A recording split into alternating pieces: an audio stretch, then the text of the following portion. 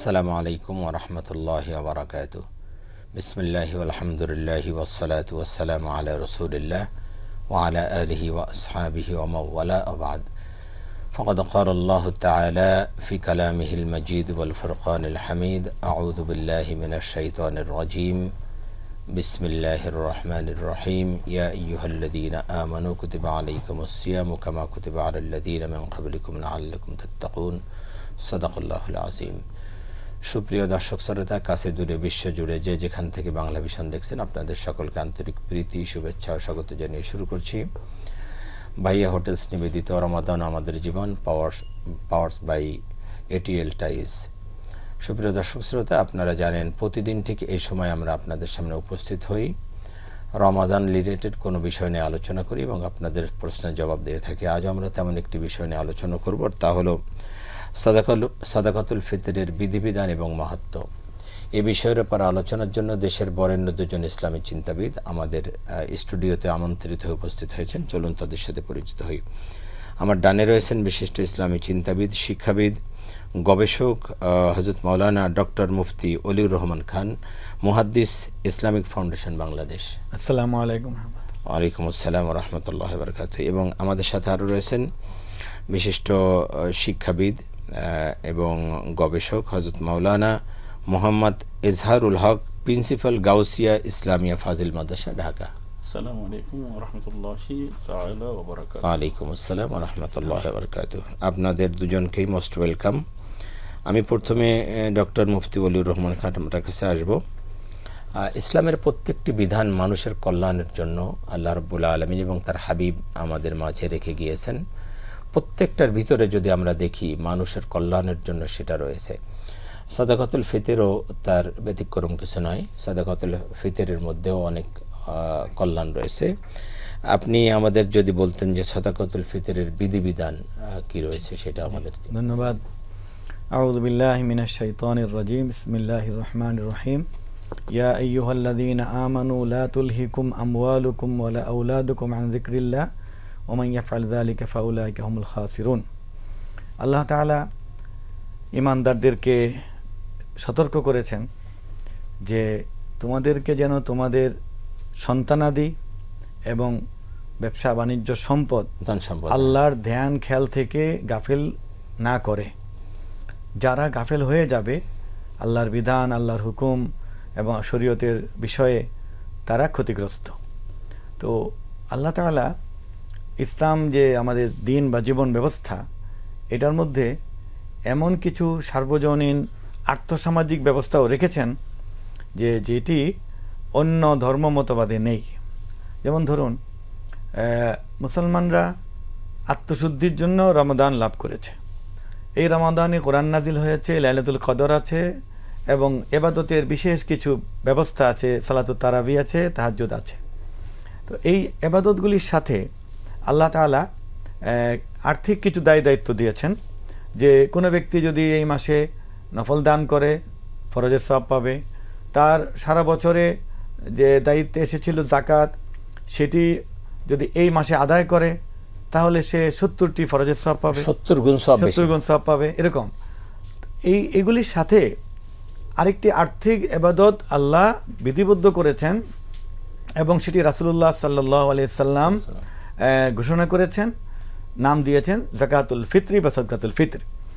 এই বিষয়টির মানে মূল রহস্য হলো আল্লাহর রাসূলই হাদিসে বলে দিয়েছেন যে তুহরাতান লিল মাসাকি সিয়াম মিনাল লাগবি ওয়ার রাফাস ওয়া তুমাতান লিল মাসাকিন, যে দরিদ্র শ্রেণীকে এই ঈদের আনন্দে শামিল করার জন্য আর সিয়াম সাধনা পালনকারী মুসলমানরা তাদের সিয়াম সাধনায় ত্রুটি বিচ্যুতি যে হয়েছে সেগুলি থেকে মুক্ত হওয়ার জন্য এটি দেবে।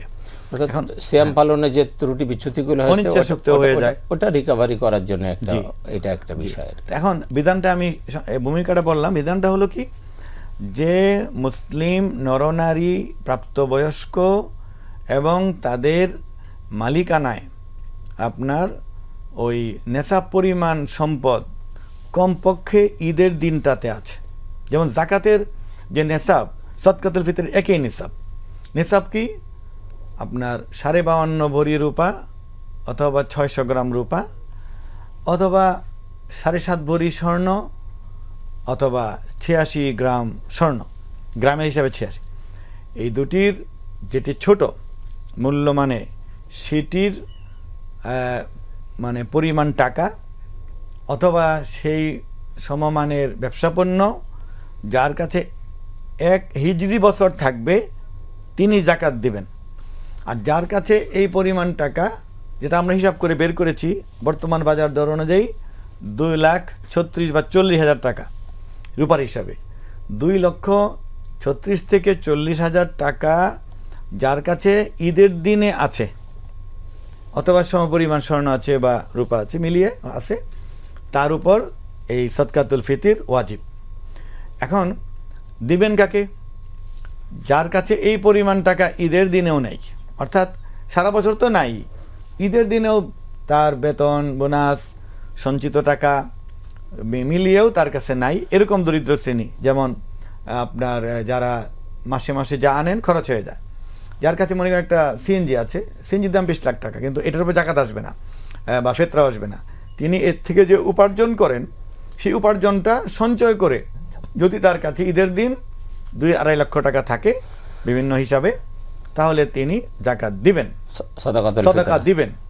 আর যার কাছে এটাও নাই, আনেন খরচ করে ফেলেন, সেই মাত্রা অনেক হতে পারে, তিনি দরিদ্র হতে পারেন, অদরিদ্র হতে পারেন। এবং খাতগুলো তো কোরআনে বলেও দেওয়া হয়েছে যে আপনার ইন্নামাস সাদাকাতুল লিল ফুকারা, ফকির মিসকিন, জাকাত বোর্ডে কাজ করে বা এরকম ইত্যাদি, তাদেরকে এই খাতগুলি একই খাত।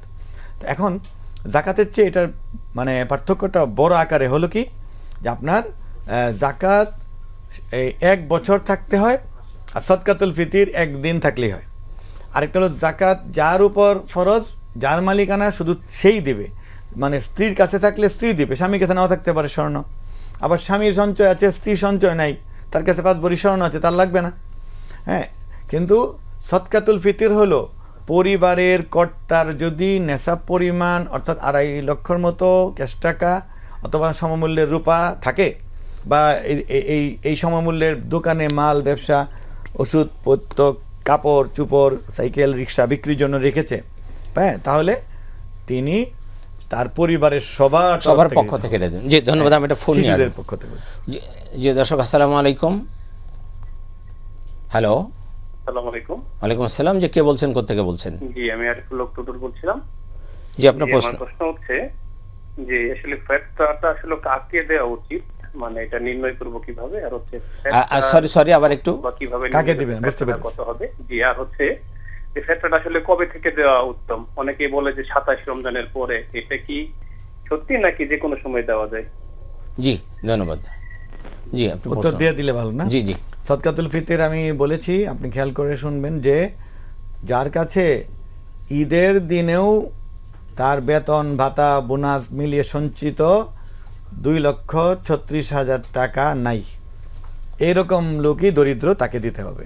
আর দিবেন, আমরা যখন কথা বলছি এখন থেকে দিবেন। যেদিন রমজানের ইসলামিক ফাউন্ডেশন মনে করুন 10 রমজান 12 রমজান 13 রমজানে ঘোষণা দিয়েছে, তখন থেকে দিতে পারবেন। আপনি এখনো দিতে পারেন। আপনার দেওয়ার শুরুটা হলো রমজান আর শেষ হলো ঈদের নামাজ। ঈদের নামাজের আগে দিয়ে শেষ করতে হবে, কারণ এর উদ্দেশ্য হলো যে এই টাকাটা নিয়ে বা এই খাদ্যটা নিয়ে মানুষটি উপকৃত হবে। কেউ জামা কিনবে, কেউ ওষুধ কিনবে, কেউ মুরগি কিনবে, কেউ সেমাই কিনবে, কেউ আপনার বাচ্চাকে গেঞ্জি কিনে দিবে। অর্থাৎ সকল মুসলমান এই ঈদের সার্বজনীন আনন্দে যেন শরীক হতে পারে, এই জন্য ইসলাম ধর্ম এই সুন্দর বিধানটি দিয়েছে যে কেউ বঞ্চিত না হয়। জি ধন্যবাদ। আমি আবার আপনার কাছে আসবো। আমি আসছি মাওলানা মোহাম্মদ এজহারুল হক আপনার কাছে।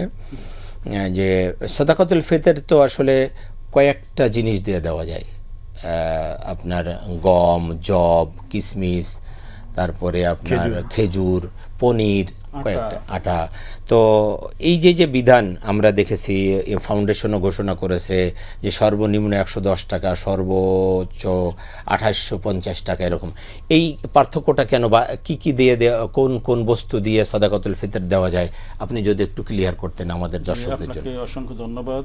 রাসূল করিম সাল্লাল্লাহু আলাইহি ওয়াসাল্লাম হাদিস শরীফের ভিতরে সাদকাতুল ফিতর আদায়ের যে পণ্যগুলোর কথা বলেছেন ম্যাক্সিমাম পণ্য হচ্ছে খাদ্য জাতীয় দ্রব্য, যেটি আপনি বলেছেন, যেখানে আটা তো পরে এসেছে, একবার প্রথম থেকে যে আমরা শুরু করি খেজুর, জব, পনির, কিশমিশ ইত্যাদি, এই যেগুলো আরব দেশে নিত্য খাদ্য হিসেবে প্রিন্সিপাল ফুড হিসেবে ছিল, এই খাদ্যগুলোকে মূলত সাদকাতুল ফিতর হিসেবে রাসূল করিম সাল্লাল্লাহু আলাইহি ওয়াসাল্লাম ওয়াজিব করেছিলেন।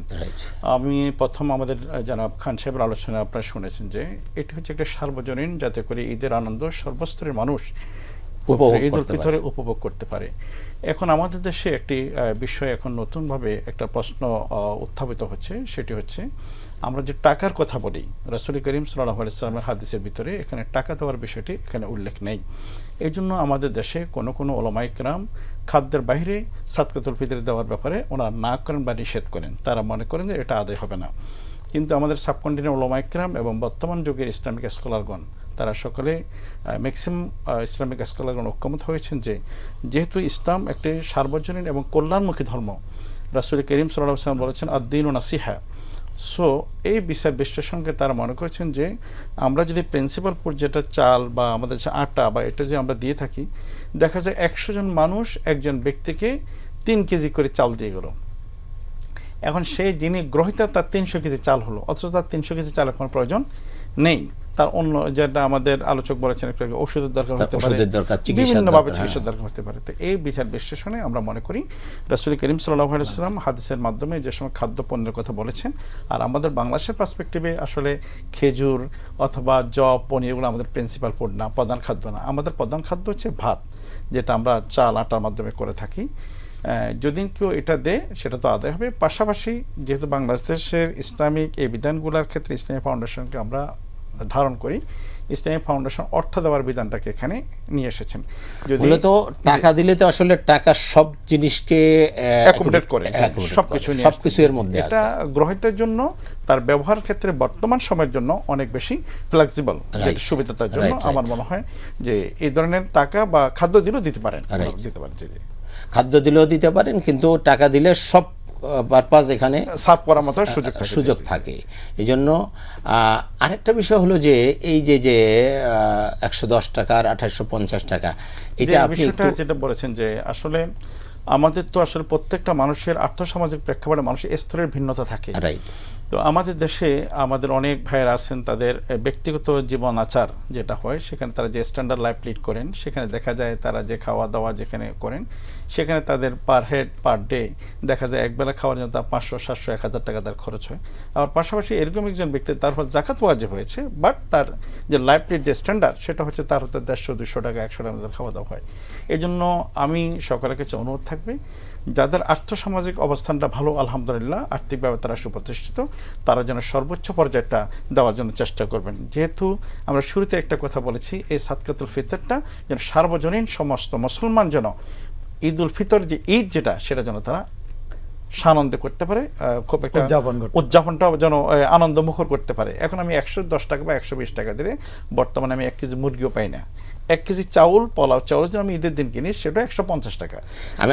আমি আজকে জুমার খুতবায় এই বিষয়টা নিয়ে একটু এভাবে আলোচনা করছি। মনে করেন আমার কাছে 3 লাখ টাকা আছে, তো আমি 110 টাকা করে দিলাম, আর একজনের কাছে 300 কোটি টাকা আছে, সেও 110 টাকা দিলে এটা মানায় না আসলে, এই আর কি এটা মানায় না। রাসূল কিন্তু এটা একটা যৌক্তিকভাবে দিয়েছেন যে যার যার সামর্থ্য অনুযায়ী তার ইনকাম এবং সঞ্চয় অনুযায়ী সে দিবে।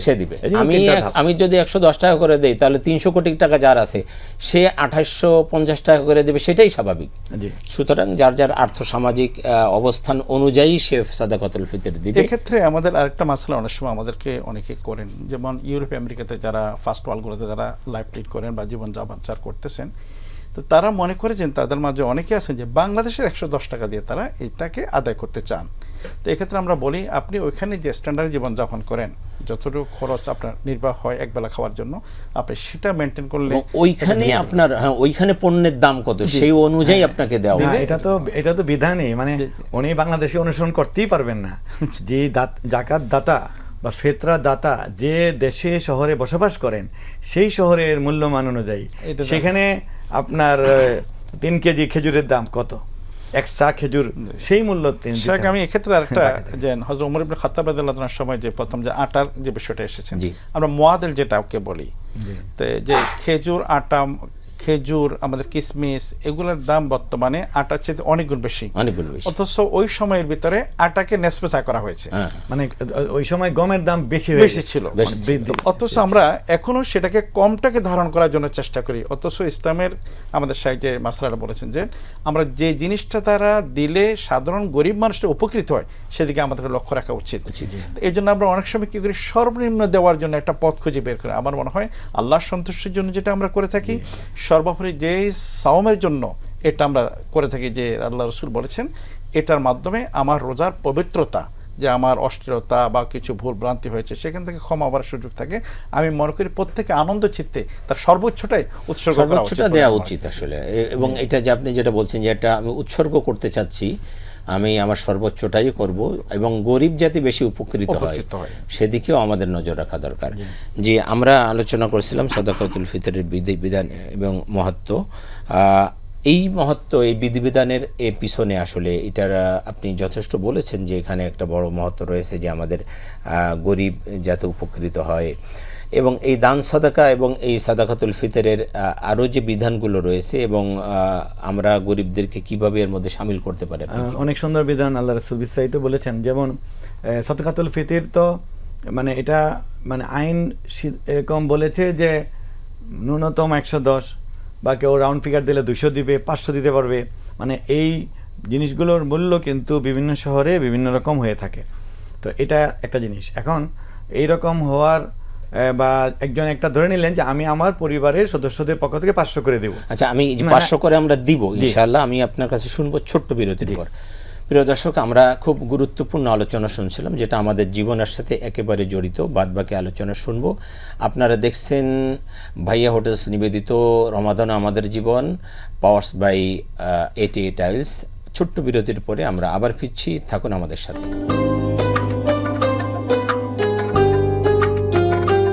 প্রিয় দর্শক, বিরতির পর আবার স্বাগত জানাচ্ছি ভাইয়া হোটেলস নিবেদিত রমাদান আমাদের জীবন, পাওয়ার্ড বাই 88 টাইলস অনুষ্ঠানে। আমরা আলোচনা করছিলাম সাদাকাতুল ফিতরের বিধিবিধান নিয়ে। বিরতির আগে আপনার কাছে আমি জানতে চাচ্ছিলাম যে এই মানে এই সাদাকাতুল ফিতরের মহত্ব আপনি বলতে চাচ্ছিলেন। জি, তো এই সাদাকাতুল ফিতরটি আল্লাহ শরীয়তে মানে বিধিবদ্ধ করেছেন যে ঈদের আনন্দ বা রমাদানের শেষ যে ঈদ, সেই ঈদটির। এখন আমরা বলছিলাম কি যে এটা যে হার নির্ধারণ হয়েছে পরিবারের সদস্যদের সবার মাথাপিছু বা প্রত্যেকের তরফ থেকে দেওয়ার পরে যে অ্যামাউন্টটা হবে, এটা ইচ্ছা করলে 10 জন 20 জন 100 জনকে দেওয়া যাবে। আবার কারো যদি এমন হলো পরিবারের সবার দেওয়ার পরে 5 জনে 5,000 টাকা হয়েছে, কথার কথা, এটা আবার প্রয়োজন এমন একজন রোগী পাওয়া গেল বা এমন একজন মানুষ পাওয়া গেল যে তাকেই দিতে হবে, তো একজনকে দিলেও হবে, এটা একটা বিধান। আরেকটা হলো যে এই জাকাতের যারা খাত আর সাদকাতুল ফিতরের খাত মানে একই। এই জন্য যারা জাকাত দেন, জাকাতের টাকা এবং সাদকাতুল ফিতরের টাকাটা যদি হিসাব করে নিয়ে নেন, পকেটে থাকে, সাথে থাকে বা এক জায়গায় আলমিরাতে থাকে, পরে দিতে থাকেন, তাহলেও হয়ে যাবে। শুধু দান বা হাদিয়া সেটা মেলানো যাবে না, কারণ দানের ক্ষেত্রে ওই আপনার 8টি খাতের বাইরে দিতে হবে। তো এই জন্য এটাও একটা অনেক সময় আছে যে মানুষ মসজিদে বের হন, তো তারা এই জন্য হুজুরের একটা হাদিয়া দিবেন, কথার কথা মাদ্রাসায় দিবেন, অন্য ভাইকে দিবেন। নরমাল দানের টাকা যে কোনো কাউকে দেওয়া যাচ্ছে, ওখানে ধনী গরিবকে আপনি ধনীকেও দিতে পারতেছেন। হ্যাঁ, উপহার তো সবাইকে দেওয়া যায়, উপহার প্রধানমন্ত্রীকে দেওয়া যাবে। কিন্তু যাকাত তিন প্রকারের ব্যক্তিকে দেওয়া হারাম। এক হলো নবীজির সৈয়দ বংশ, আরেক হলো নিজের পিতামাতা, নিজের সন্তান, নাতি নাতনি নিচের দিকে, আর হলো ধনী ব্যক্তি, দেওয়া যাবে না। এখন ওই দরিদ্র ব্যক্তি খুঁজে বের করা।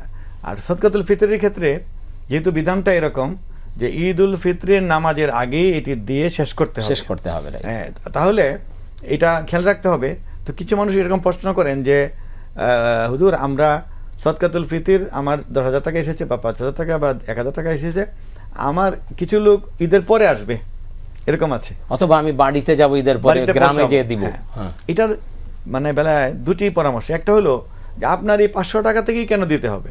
আপনি তো সামর্থ্যবান, আপনি এটা ঈদের আগে দিয়ে শেষ করে দেন, মসজিদে যাওয়ার পথে আসতে, আর ওই মানুষটিকে পরে দেন অন্য খাত থেকে দেন। এটা আরেকটা হলো যে না হুজুর, আমি দরিদ্র মানুষ, আমার এই 110 টাকা করে দেওয়ার মতোই সামর্থ্য, এর বেশি নাই, এই ক্ষেত্রে তাকেও এটা একটা আমরা সুযোগ দিতে পারি, সেটা হলো তিনি তার 110 টাকা করে বা 120 বা 50 করে উনি তার পরিবারের 3 জন সদস্যটা রেখে দিলেন, আর একজন লোককে তিনি পরে যদি দেন, আলাদা করে রেখে দেন, তাতেও তাটা আদায় হয়ে যাবে। যেমন জাকাত যদি কেউ রমজানের একটি দিন ঠিক করতেই হবে, না হলে তো জাকাত হিসাব করাই হবে না। হ্যাঁ, হবেই না। ধরুন জাকাত যারা দাতা তাদের বর্ষপূর্তি অন্য সময় হতে পারে, কিন্তু রমজানের উনি মনে 25 তারিখ ধরবেন, এখন 25 তারিখ সকাল 10টায় তিনি বসে তার স্বর্ণ কত আছে লিখলেন, রূপা কত আছে, এটা আবার এই বর্তমান মূল্য ধরতে হবে, ক্রয় মূল্য দিলে হবে না। বর্তমানে বাজারে বিক্রি করতে গেলে কত 20% মাইনাস করবে বা 17 টাকা মাইনাস করবে, ওই মাইনাস করে যত হয় জিজ্ঞাসা করে লিখলেন। আবার ক্যাশ টাকাও লিখলেন, ব্যাংকেও কত আছে সব লিখলেন, শেয়ার মার্কেটে কত লেখা আছে সব লিখলেন। লেখার পরে টোটাল যেটা বের হয়ে আসবে এটার 2.5 ভাগ দিতে হবে। এখন ওই যে তিনি যে একদিন বসতে হবে কেন জানেন, যদি এর আগে তার অ্যাকাউন্টে বিদেশ থেকে তার ভাই টাকা পাঠিয়েছে 1 ঘন্টা আগে, এটা ঢুকেছে, এটা ইনক্লুড হবে, রাইট। আবার উনি যখন হিসাব করতে বসেছেন এর আগে 1 ঘন্টা আগে তার স্ত্রীকে 1 লক্ষ টাকা দিয়েছেন, ঈদের বাজার করো, এটা মাইনাস হবে, কারণ বসার সময় স্থিতি যা আছে তার উপরে জাকাত হবে, রাইট। তাহলে এটা মনে রাখতে হবে। আরেকটা হলো যে আমরা অনেকে এটা করে থাকি যে আমরা সারা বছর লোকেরা আসবে, তখন কি করব? আপনি অবশ্যই জাকাত সারা বছরই দিবেন, কারণ জাকাতটিকে আল্লাহ তাআলা রমজানের সঙ্গে সম্পৃক্ত করেন নাই, এটা আলাদা, এটা আমরা একটা সওয়াবের জন্য ধরে নিচ্ছি। আসলে জাকাত হলো একটি মুসলমান ব্যক্তির যেদিন সে নেশাব পরিমাণ সম্পদের মালিক হলো সেদিন থেকে 1 বছর। এখন মনে করেন একটা মেয়ের বিয়ে হলো 1 মুহররম, সেই বিয়েতে সে 8 ভরি স্বর্ণ পেল, তাহলে এই 1 মুহররম হলো তার জাকাত বর্ষ। পরবর্তী রমজানে সে দিবে না, কারণ রমজানে তো তার 1 বছর হয়ই নাই, তাহলে তার জাকাত বর্ষ পূর্তি হলো মুহররম। ওই 1 মুহররমের আগে কি মানে আপনার ওই যে জিলহজ মাসের 30 তারিখ, ওই জিলহজ মাসের 30 তারিখ তার উপর জাকাত আদায় করা ফরজ, রাইট। 1 মুহররম থেকে দিয়ে শেষ করতে হবে। যদি তিনি না দেন, মুহররম মাস না দেন, তারপরে জমাদুল উলা না দেন, জমাদ উখরা না দেন, রজব মাসে না দেন, আল্লাহ না করুন তিনি যদি রমজানের অপেক্ষায় থাকেন আর মারা যান, তাহলে উনি জাকাত অনাদায়ী হিসেবে মারা গেলেন। এই জিনিসগুলি আমরা খেয়াল করি। মনে করি রমজানের বেশি সব, আরে রমজান তো আল্লাহ এই বিধানটি কেন দিয়েছেন যে রমজানের জন্য তো সদকাতুল ফিতরের বিধান আছে, আর সারা বছরের জন্য কেন?